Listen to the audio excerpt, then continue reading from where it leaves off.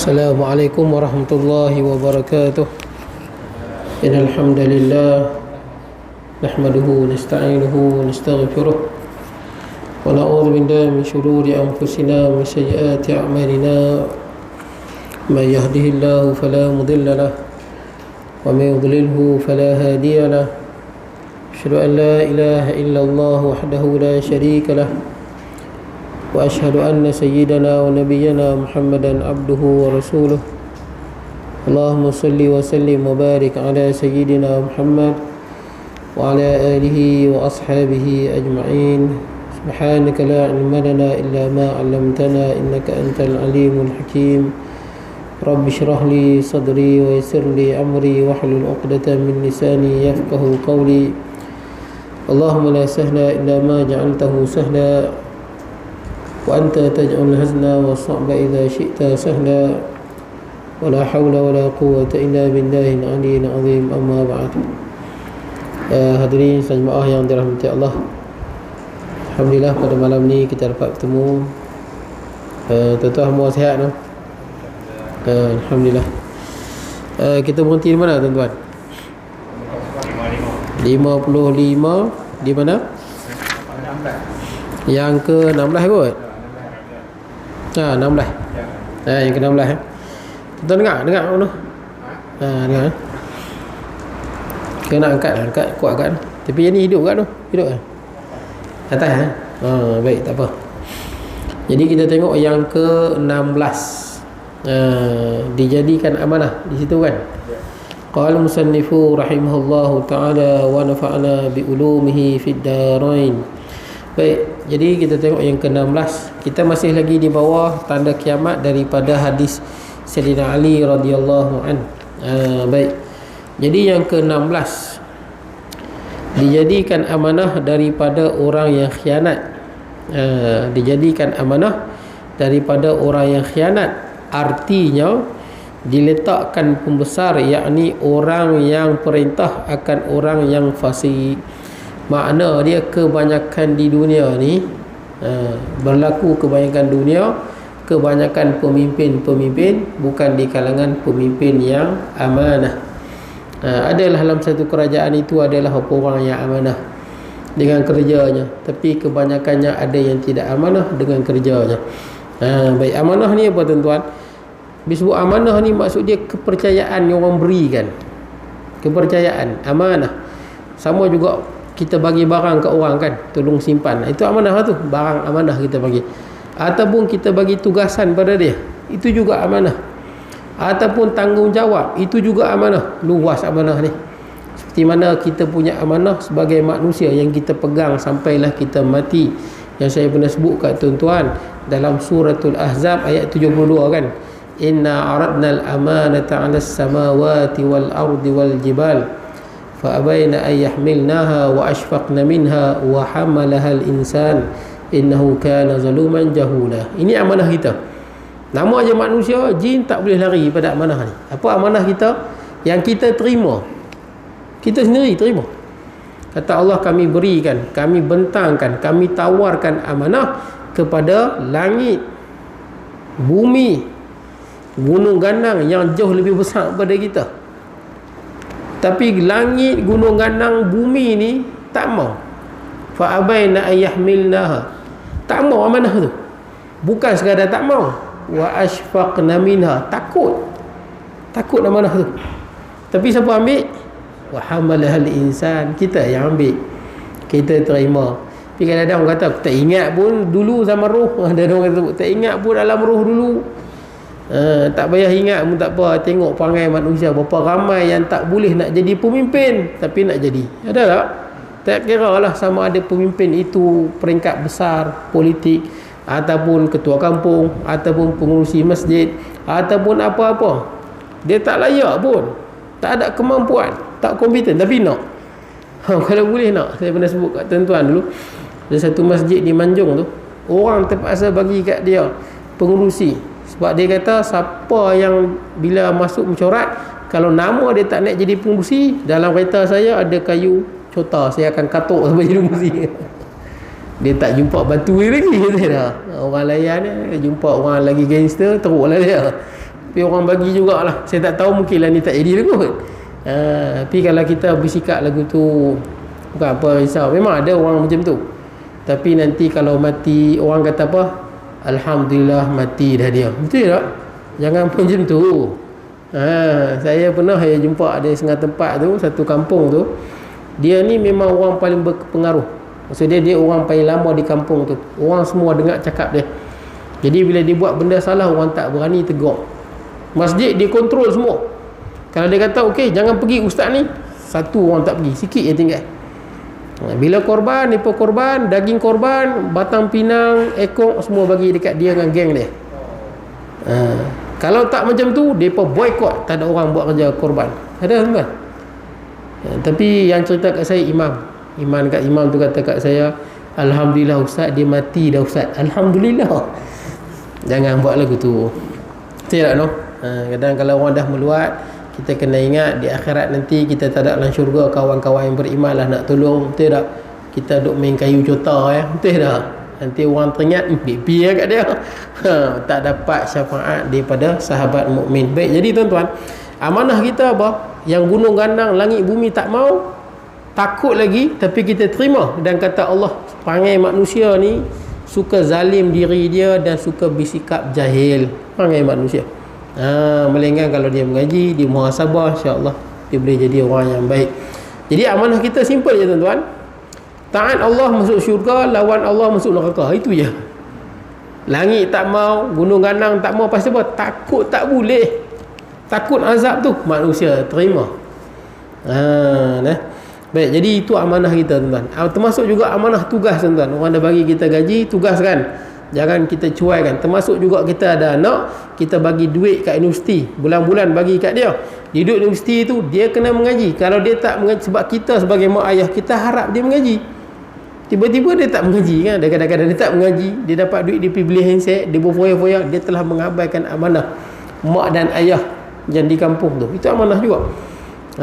Daripada sekecil-kecil benda banyak amanah tuan-tuan. Jangan abaikan. Kita selalu baca Al-Quran kan, innallaha ya'murukum an tu'addul amanati ila ahliha. Allah Ta'ala perintahkan serahkan amanah kepada ahlinya. Ayat ni masyhur. Walaupun amanah tu, kepunyaan amanah ni orang bukan Islam. Tuan-tuan tahu cerita apa? Kunci Kaabah tu kan? Kan bila Fathul Mekah, dia yang pegang kunci Kaabah tu memang sampai hari ni dia Bani Syaibah ya. Orang lain tak boleh. Sampai Ustaz Harundin rahimahullah cerita kan, dia tengok dia Ustaz Harundin dia berapa kali juga masuk Kaabah tu. Sampai dia pernah berubat orang besar Arab Saudi tu, dia kata minta apa saja dia boleh bagi. Ustaz Harundin kata saya nak masuk Kaabah, dia kata yang tu senang sangat, minta lain. Hebat tak hebat tu. Tapi dia kata tak mau, dia nak yang tu je.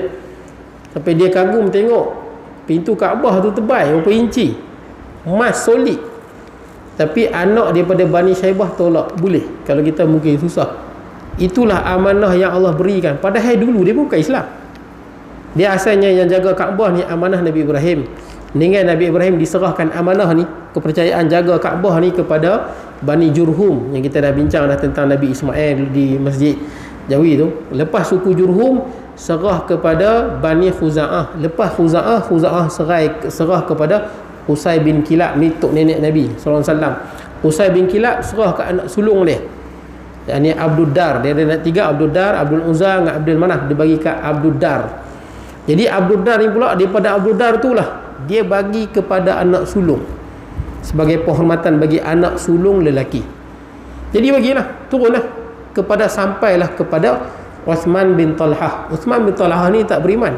Sampailah ketika mana pembukaan kota Mekah tu. Tapi mereka ni dah ratusan tahun ni. Memang mereka punya jalur daripada Nabi Ibrahim sampai kat mereka. Mereka lah amanah pegang kunci Kaabah. Bila Fathul Mekah, Sayyidina Ali pahlawan yang hebat, Rasulullah nak masuk Kaabah, pintu tak ada, kunci-kunci tak ada, nak bagi robah mana boleh, itu pintu Kaabah. Jadi cari siapa pemegang kunci ni, sebab Rasulullah nak semayang di dalam Kaabah. Dan sebahagian riwayat menyebutkan bila masuk dalam Kaabah tu Rasulullah nampak ada patung Nabi Ibrahim. Orang musyrik buat, tapi Rasulullah tengok tak macam Nabi Ibrahim, dan Rasulullah hancurkan. Baik, jadi bila nak masuk tu Rasulullah utuskan panglima perang dan Sayyidina Ali pergi cari Uthman bin Talhah. Dia tak masuk Islam lagi, dia berlari menyorok. Bila jumpa dia, Sayyidina Ali rampas daripada dia kunci tu Kaabah dan buka pintu masuk. Rasulullah pun semayang turun ayat Quran, innallaha ya'murukum an tu'addul amanati ila ahliha. Allah perintahkan pada kamu serahkan amanah barang kepercayaan pada tuannya. Maka Rasulullah serah balik pada Bani Syaibah. Malah Sayyidina Ali minta maaf pada Bani Syaibah, disebabkan tu masuk Islam dia. Malah habis semua Bani Syaibah masuk Islam. Islam menghormati amanah yang Allah berikan kat mereka. Sampai hari ni yang pegang kunci Kaabah Dr. Saleh bin Zainal Abidin daripada Bani Syaibah. Dia pun pegang sampai hari ni tuan-tuan. Amanah tu berapa ratus tahun, mungkin dah 1000 tahun pada zaman Nabi Ibrahim lagi. Baik, itu amanah. Jadi amanah ni jadi banyak pemimpin yang tidak amanah dengan kerjanya. Baik. Jadi orang yang amanah, orang yang tidak amanah, khianat, diangkat menjadi pemimpin. Baik, jadi kita harap tuan-tuan, mudah-mudahan di Malaysia ni banyak pemimpin yang amanah. Kalau tak ada pun biarlah yang 18 tu lah tuan-tuan. Betul tak? Itulah harapan.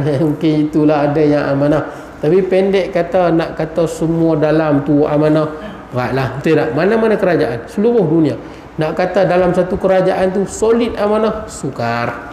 Kalau nak kira seluruh dunia akhir zaman ni, tak kira negara Islam ke bukan Islam, ni sebut umum ni, Islam ke bukan Islam, ada kebanyakannya tidak amanah dengan kerjanya. Baik, kemudian saya ingat baru ni ada orang cerita, orang yang rapat dengan Tuan Ibrahim Tuan Man. Kan Tuan Ibrahim Tuan Man dia menteri apa? Sumber apa? Menteri Alam Sekitar. Jadi yang cerita kat saya ni memang bodyguard Pak Teh. Dia pun ni kadang jumpa juga Tuan Ibrahim Tuan Man di Parlimen. Jadi ada orang jumpa Tuan Ibrahim Tuan Man, ni tuan bagilah saya projek. Orang menteri mesti boleh bagi. Tuan Ibrahim Tuan Man kata projek minta dengan Allah, bukan minta dengan saya. Maksud dia apa? Kalau nak projek kena buka tender terbuka lah, barulah adil. Kadang-kadang kita sedih bila buka tender, masa buka tender tu dah ada orang yang akan dapat. Kesian tuan-tuan, orang main bukan free, main dengan duit. Dia nak buat pembentangan lagi, semua pakai duit. Nak bidar pun pakai duit. Rupanya kat belakang dah ada orang dah. Kau tim siap-siap. Ini tak mana pasal apa? Yang pegang kuasa masuk tak masuk tak dapat lah. Ini tuan-tuan penting lah. Saya ada satu hamba Allah cerita, dia dapat, saya sebut dah kat tuan-tuan ni, dia dapat apa, tender memperbaiki helikopter 6 juta dapat tender. Dia ni memang pandai repair helikopter pun. Jadi bila dapat tender 6 juta dah dapat dah. Tiba-tiba adalah satu orang politik di Terengganu kata, kalau nak menang tender, dia dah dapat dah, tapi orang tu boleh potong kat atas. Kalau hang nak tender ni 1 juta masuk dalam akaun aku, dia boleh potong kat atas. Ini satu benda yang cukup tak baik lah tuan-tuan. Cukup potong lah tuan-tuan, panggil rasuah tuan-tuan. Kita kalau dalam keadaan macam tu, kadang-kadang rasuah dibenarkan. Contohnya kita dah dapat tender, kita dah beli barang dah, betul tak? Dah beli barang siap dah nak buat projek ni, ada orang boleh potong kat atas. Dia kuasa besar, tak kira lah surat warna apa pun, merah ke kuning ke. Jadi kita masa ni dia kata kalau nak juga kena bayar. Kita kalau tak bayar, rugi kita mungkin ratus ribu. Maka kita bayar itu kerana terpaksa. Kerana terpaksa nak jaga hak kita, kita dibenarkan lah. Tapi yang makan tu dosa besar lah. Terutama saya pernah sebut kat tuan-tuan, kalau tuan-tuan ada anak-anak yang mengaji di Al-Azhar, nak dapat sijil tu kalau tak bayar tak dapat tuan-tuan. Memang dia buat dek ya. Di Al-Azhar tu dia punya kerani-kerani dia, kalau tuan-tuan tak bagi, tobat tak dapat. Kena bagi juga. Kita bagi itu bukan pasal kita nak ambil hak orang lain, tapi nak ambil hak kita. Kita buat macam tu untuk kita selamat tak apa, tapi dia makan tu dosa lah, dosa besar. Baik, kemudian yang ke-17, dijadikan khianat daripada orang yang amanah, artinya tidak dijadikan pembesar akan orang-orang yang baik dan orang-orang yang soleh. Jadi kebanyakan di dunia ni orang yang baik, orang yang soleh tidak diangkat menjadi pemimpin. Itu tanda akhir zaman. Jadi kita tengok pilihan raya, kita tengok orang baik yang soleh ni tak ramai pun yang menang pun.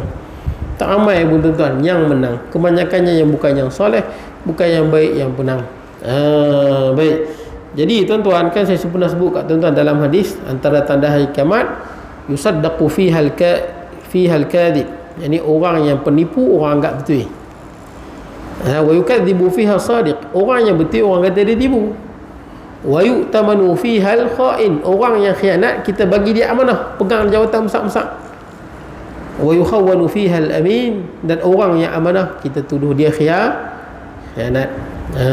Saya bukan apa, kadang-kadang saya tengok antara dululah tuan, antara kagum jugalah satu menteri tu yang mana apa, dia naik je sawit naik, betul tak?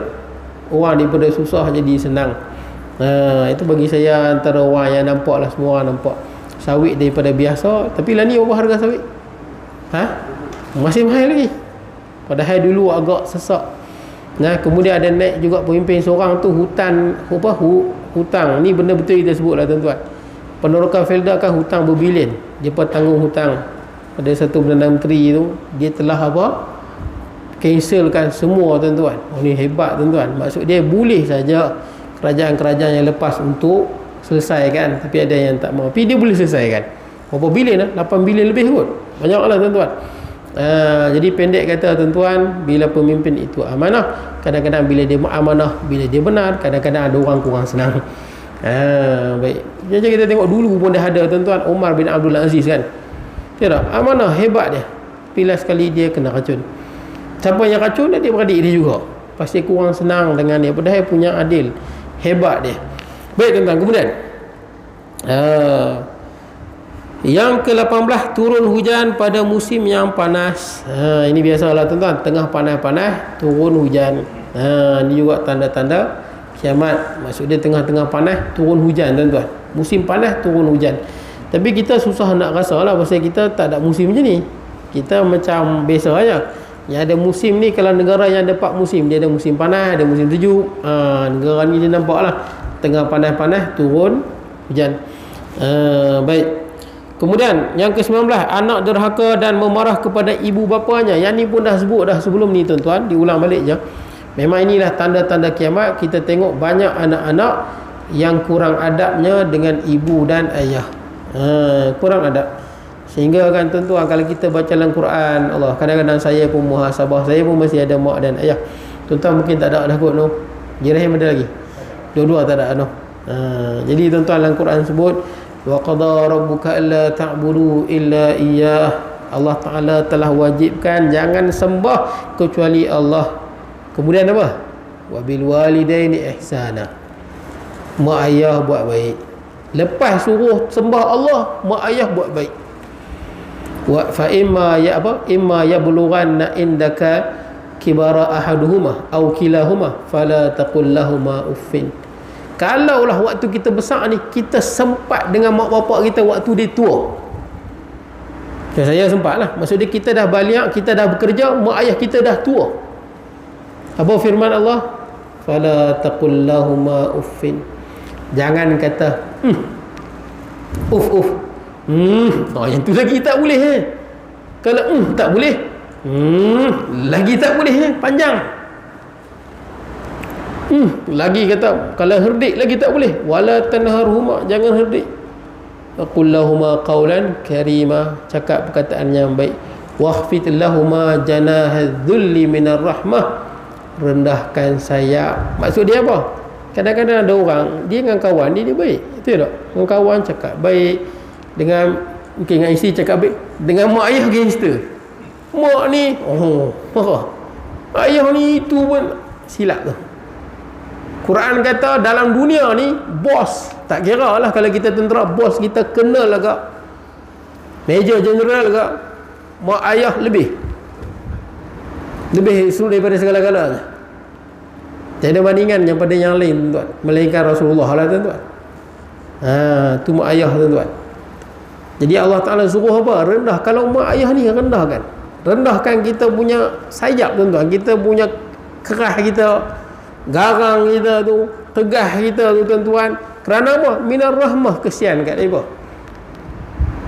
Sebab kita tak boleh balas jasa mak dan ayah. Tak boleh balas tuan-tuan. Baik saya, baik tuan-tuan, tak boleh balas jasa mak dan ayah. Kemudian kata apa? Waqur, dan katakanlah, ni Allah yang ajak lah. Allah Ta'ala katakanlah Rabbirhamhuma, wahai Tuhanku, rahmatilah mereka berdua, kama rabbayani saghira, seperti mana mereka mengasihani aku waktu kecil.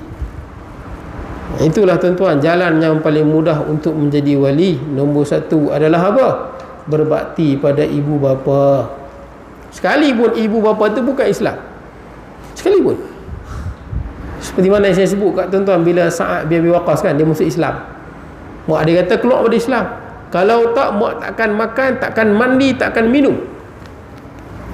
Mak dia tak, betul tak mandi, makan tak, mandi tak, sampai kusuk masai 3 hari tak makan. Sa'ad bin Abi Waqqas jumpa mak dia, sebab mak dia kata keluar Islam. Masa ni di Mekah, Sa'ad bin Abi Waqqas termasuk salah seorang sahabat Nabi, dan dia ada kaitan dengan Rasulullah juga, saudara mara dengan Rasulullah, yang dijamin syurga kan, 10 orang sahabat Nabi, al-asyarah al-mubasyirin bil jannah.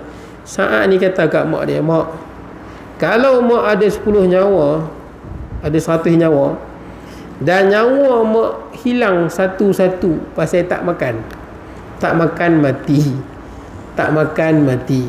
Kalau mak ada 100 nyawa pun, saya mati satu-satu, saya takkan tinggalkan Islam. Baguslah Sa'ad sebut tu. Tapi bagi Allah tak bagus. Kecil hati mak dia, rasa keras. Maka Allah Ta'ala turun ayat Quran kan, wasainal insana biwalidaini husna. Allah Ta'ala wajibkan pada ibu bapa, kepada anak-anak, baik berbakti pada ibu bapa. Wa in jahadaka ala an tusyrika bi ma laysa laka bihi ilmun fala tuti'huma. Kalau suruh syirik jangan.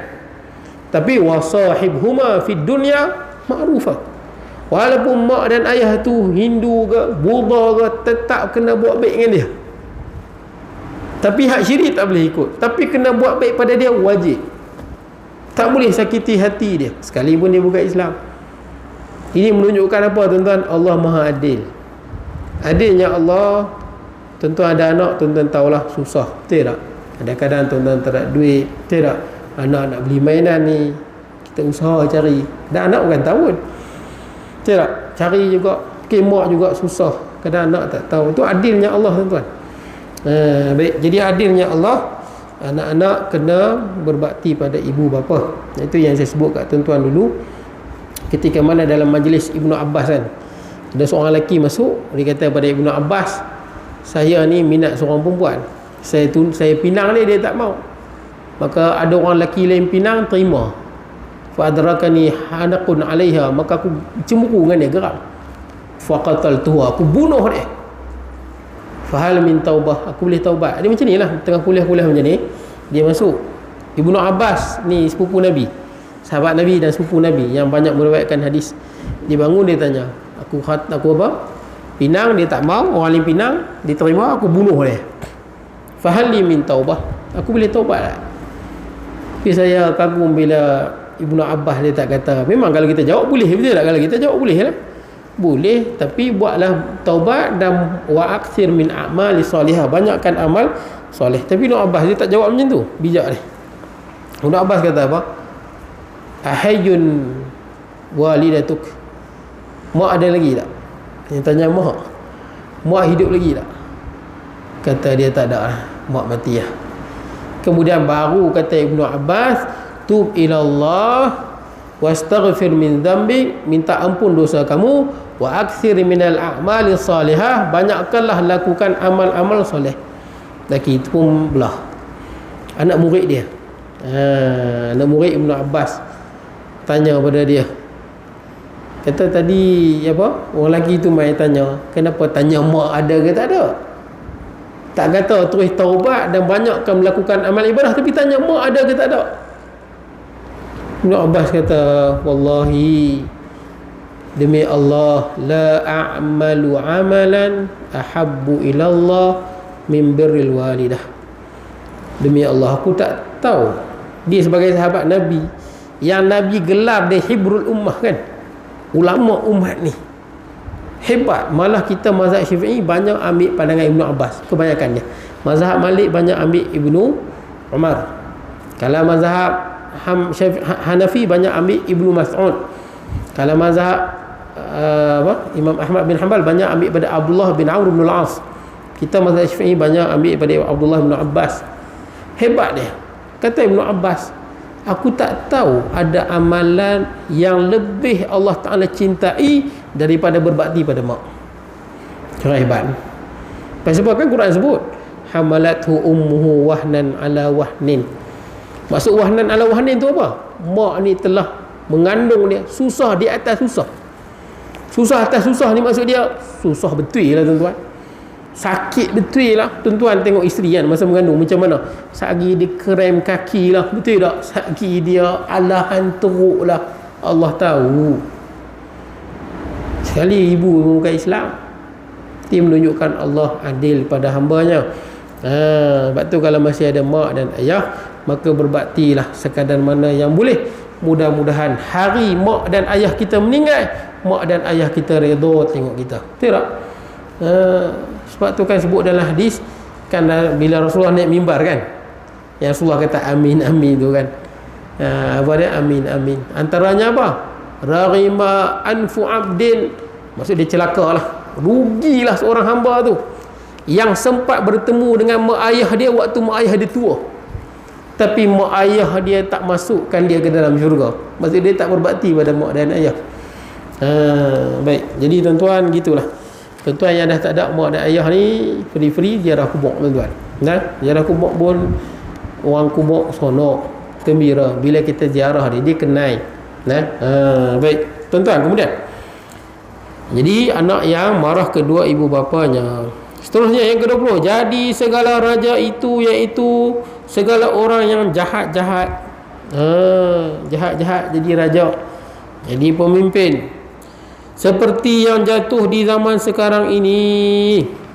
Ini buku ni saya dalam 30 tahun 40 tahun kot, macam itulah lepas kan. Ini syekh daripada Pondok Penanti tuan-tuan, Syekh Osman bin Jalaluddin kan, Osman Jalaluddin Mudir kan.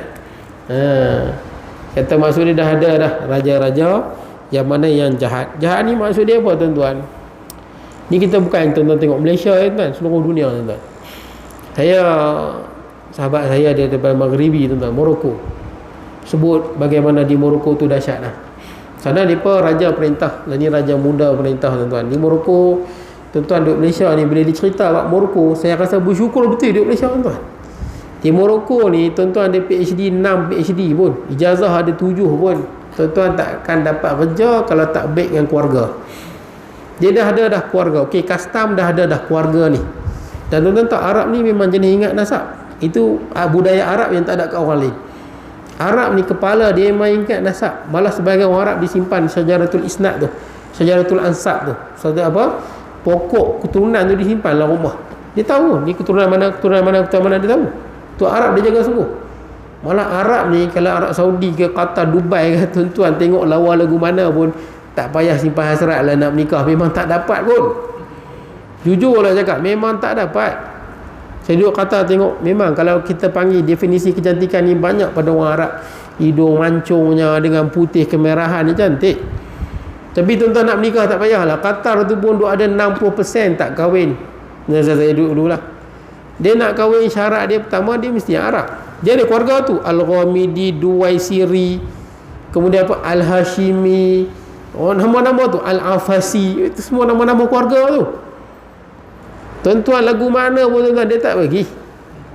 Tak apa kuatnya dia dengan Arab dia tu, dengan Arab punya style lah tuan-tuan. Baik. Tak mana ni tuan-tuan, lupa pula.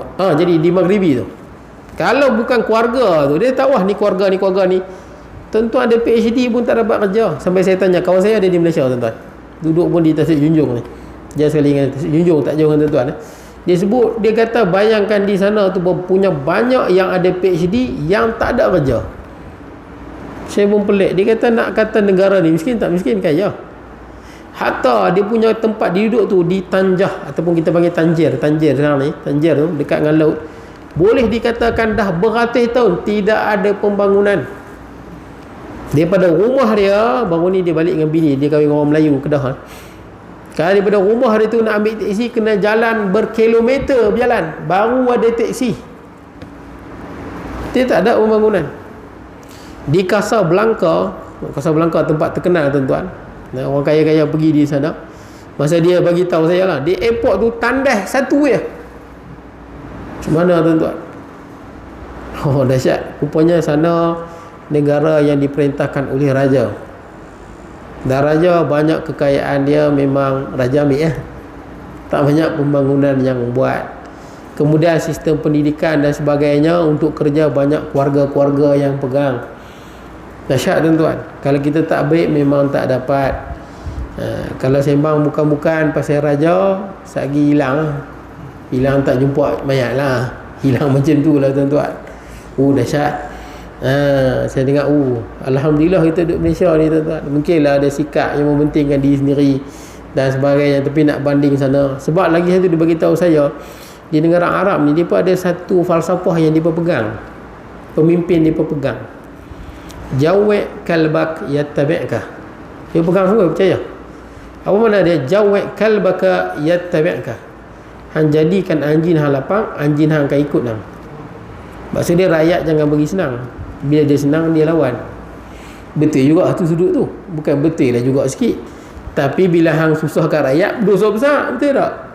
Hang kena senangkan rakyat. Kekayaan negara bukan milik hang. Kekayaan negara milik seluruhnya. Sebagai pemimpin kena uruskan. Mana boleh claim bila kita jumpa harta dalam bumi kan? Itu milik kerajaan, milik rakyat. Kerajaan bagaimana mengurus. Harta kerajaan, harta rakyat. Yang ada tu bagaimana nak mengurus. Tapi tuan-tuan, saya dengar falsafah tu menakutkan lah. Sebab tu kadang-kadang bila sekali dia jadi Arab Spring, dahsyat. Baik tuan-tuan, kemudian jadi segala menteri raja itu segala orang-orang yang dusta. Maksud dia yang duduk di tepi raja-raja ni yang kuat penipu. Ini pun kacau tuan-tuan. Kadang-kadang raja tu nak baik dah, menteri dia jahat. Menteri yang kuat menipu, kuat mengampu tuan-tuan. Tuan-tuan, Firaun kalau kita baca dalam sejarah, nampak dia macam nak beriman Firaun, tapi menteri dia jahat. Siapa yang jahat tu? Haman kan. Haman ni yang banyak tuan-tuan baca Quran macam duk jolok-jolok Firaun tu. Jahat Haman ni. Sebab tu jangan kita tapi Haman ni menarik lah. Sebab dalam Quran sebut Haman, dalam kitab Taurat, Injil tak ada Haman. Sampai orang anggap seolah-olah Quran telah silap. Pasal dalam Injil tak ada, Taurat tak ada, seolah Quran silap. Sampailah tuan-tuan pada tahun nak dekat kurun yang ke-19, waktu boleh baca bacaan tuan-tuan tengok di piramid tu dia ada macam lukisan kan. Dia panggil itu tulisan hieroglifik. Hieroglifik Mesir Purba. Jadi ada seorang profesor ni kaji boleh baca makna tu. Maka masalah tuan-tuan nak baca makna tulisan tu. Bila dapat baca, ada nama Haman di situ. Hebatlah Quran tuan-tuan. Nama Haman yang konon orang anggap Quran salah, bila boleh baca hieroglifik di dinding-dinding piramid, betul je ada rupanya Haman. Menteri. Sebab tu kena ambil sahabat ataupun menteri biarlah yang betul, yang jujur. Sebab tu kadang-kadang tuan-tuan kenal baik, tak apa tuan, saya teruskan dulu lah tuan-tuan, nanti saya cerita. Kemudian, jadi segala orang yang amanah itu khianat. Asalnya amanah jadi khianat. Ni ada sebut akhir zaman, antara tanda-tanda kiamat, memang akan banyak orang yang kita sangka baik tapi khianat. Ada. Kan dia sebut dalam hadis, yang mana bila tidur ya, Allah Ta'ala cabut amanah tu. Cabut amanah dalam hati dia. Amanah ni maksud dia tak jujur lah. Tak jujur dengan diri dia, tanggungjawabnya. Itu amanah, dia tak jujur. Ataupun kita bagi contoh peniaga yang ambil at-tajir al-amin as-saduq, kan Nabi sebut dalam hadis, peniaga yang amanah dan benar mal anbiya wal mursalin. Peniaga, kalau dia berniaga, kalau dia amanah dan dia benar, dia akhirat nanti dia dekat dengan Nabi, dengan Rasul. Tu antara hadis ni sahih tentang kelebihan berniaga tuan-tuan. Apa yang pasal apa tinggi sangat tu? Sebab lumrah kita berniaga tuan-tuan, kita nak untung. Betul tak? Kadang-kadang lok semalam pun panat. Tapi kalau orang tanya lok bila ni? Lok hari ni fresh. Pasal nak untung. Kadang-kadang berniaga ikan, ikan ni bila naik? Baru sat-sat tadi je naik, padahal semalam punya ikan. Ni semua problem ni. Jual daging. Kita nak fresh, betul tak? Tapi tuan-tuan tahu kan, sebahagian orang jual daging, kadang hak bawah tu bukan dia tu. Kalau orang tahu betul tak tuan-tuan, sebab tu kalau beli nak yang atas, yang bawah tak mau lah. Kadang-kadang hak bawah tu dia bagi lebih lagi, betul tak? Tak apalah, sedekah. Kita pun bagus dia. Ada udang di sebalik mi tuan-tuan. Bukanlah semua, kadang-kadang ada yang macam tu. Kita tak tahu semua. Perasan kan, saya perasan, saya pernah je beli tempah atas, dia bagi hak bawah. Kita nak hak atas, bawah tu import. Ni sama tuan-tuan, pasal orang nak untung, niaga. Orang nak untung. Kadang-kadang benda yang dah expired dia jual juga. Sebab nak untung ni kadang-kadang sampai kita hilang amanah. Mana amanah kita? Kan Rasulullah pernah masuk di dalam dalam orang niaga di Madinah tu. Rasulullah tengok ada orang niaga gandum ni, tengok cantik, hebat, kagum. Rasulullah tengok, Rasulullah cucuk jari, cucuk rupanya bawah basah. Rasulullah kata, mahadha ya sahibat ta'am, wahai pemilik makanan, ni apa benda ni? Basah bawah. Asabathu sama, semalam hujan. Afala ja'altahu fawqah, awak tak letak atas bagi orang tengok. Man ghasya falaysa minna, siapa tipu bukan di kalangan kami. Seorang tu, orang niaga ni, dia meniagakan khidmat, betul tak? Kalau sini tak ada orang jual nasi lemak, tuan-tuan meniaga, tuan-tuan menyediakan khidmat, betul tak? Tuan-tuan layak dapat untung dan layak dapat pahala. Saya pernah sekali di R&R dengan ayah saya, pagi-pagi nak makan. Ayah saya ambil sambal sotong, tak boleh ambil sotong busuk tuan-tuan. Bukan busuk sikit, busuk betul. Saya tak tahulah tuan-tuan. Memanglah nak untung, tapi janganlah sampai macam tu. Kalau makanan perangat semalam, tulis makanan perangat semalam, saya ingat orang tak ambil kot. Susah sukar tuan-tuan, manusia nakkan keuntungan. Baik, jadi orang yang amanah itu khianat. Baik, bila dia tengok kekayaan lah. Baik, kemudian jadi segala ketua kampung itu segala orang yang zalim. Jangan tuan-tuan tengok ketua kampung ni zalim ni. Kat Sungai Duri tengok ketua kampung ni dalam kitab sebut ni. Cari ketua kampung nampak ni. Dalam kitab semalam Ustaz Busan baca alamat kiamat, Syekh Osman Jalaluddin. Jadi segala ketua kampung itu segala orang yang zalim. Hang zalim lah. Janganlah macam tu. Maksud dia kebanyakan dah orang yang dilantik di kalangan orang yang zalim. Zalim ni apa tuan-tuan? Zalim ni bahasanya lah wad'u syai' fi ghairi mawdi'ih, kita letak sesuatu bukan di tempatnya, itu zalim. Dia bukan makna sekata, bukan. Macam kita kalau ada bini dua, bini pertama ada anak dua, bini pertama ada anak 8, bini kedua ada anak 2, dia belanja bagi sama ke? Teruklah yang 8 tu, betul tak? Itu bukan adil. Adil ni bagi sesuai lah tuan-tuan dengan keadaan dan tempat dia. Yang zalim. Baik, jadi tuan-tuan, itu zalim lah. Makna dia bila kita zalim dan zalim ni antara dosa yang pendek kata, kalau zalim ni tak masuk syurga lah tuan-tuan. Gitulah kita sebut. Kalau zalim ni tak masuk syurga lah. Sebab Allah Ta'ala sebut, inni haramtu zulma ala nafsi wa ja'altuhu bainakum muharraman fala tadzalamu. Aku haramkan kezaliman ke atas diriku. Allah haramkan kezaliman ke atas zat Allah. Dan wa ja'altuhu bainakum muharraman, dan aku jadikan zalim juga haram sesama makhluk. Fala tadzalamu, jangan kamu saling menzalimi. Siapa yang zalim orang lain memang dahsyatlah. Allah pun tak buat, dia buat. Dalam Quran sebut, innallaha la yadhlimu mithqala dzarrah. Allah Ta'ala tak zalim walaupun sebesar zarah. Sekecil zarah, kecil zarah, Allah Ta'ala tak zalim. Tiba-tiba ada makhluk yang berani zalim. Ini bahaya tuan-tuan. Ini bukan bahaya sikit, ini bahaya berat, sungguh bahaya yang sangat-sangat.